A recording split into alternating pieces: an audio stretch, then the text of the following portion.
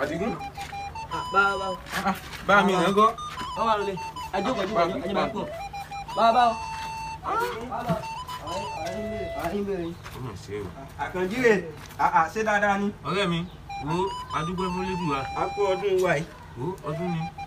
Kí ló dé ojú rẹ̀ yìí ṣe bákan? Àní àgbẹ̀ òsínlé ilé ìbàjẹ́. Baálé ilé kú ilé daworo. Ṣùgbọ́n gbogbo àwọn òwe àsámọ̀ tó ń pa yìí ò fi bì kankan yé mi. Ó yẹ kó yí o, ṣó o wá gbàgbé nù. Pé kí ni? Òní ló pọ́dún kan tí bàmí Àtàndá láìwọlá Aláàfin Ọ̀yọ́ tó fàyè lẹ̀ tó Ó fi ti wálé. yá pọ́dún kan nu. Ó ti pọ́dún kan. Àgbẹ̀ òsínlé ilé bàjẹ́ lóòótọ́. Baálé ilé kú ilé daworo. Ilé daworo. Ọmọ pọ́jọ́ tó kúrò wọ́pọ̀ bí ọjọ́ reni. Wọ́n pé ọjọ́ kan kúrò àgbè lọ́jọ́ méje.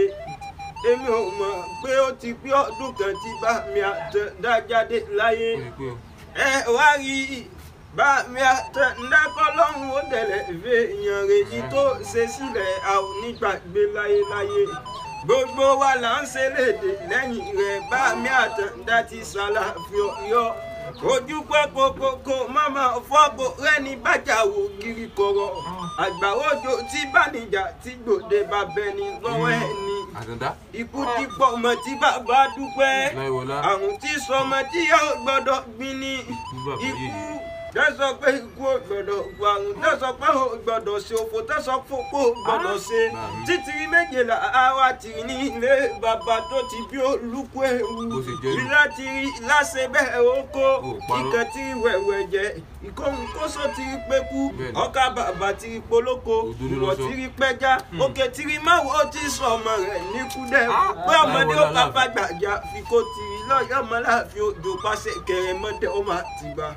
Àtàndá o, Àtàndá ibi ó bá wà ilẹ̀ ẹ̀rẹ̀ ni. Àtàndá o, kí Elédùmarè kó bá wa fi ìkẹ́kùn ìkẹ́ rẹ̀ bàmí Àtàndá ti ṣàlàfin Ọ̀yọ́.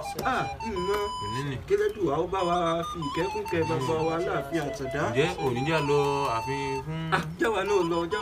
Jáwa náà lọ. Àdìgún, jọ ìwọ bá wa múlé lọ́wọ́. Ó dàbọ̀.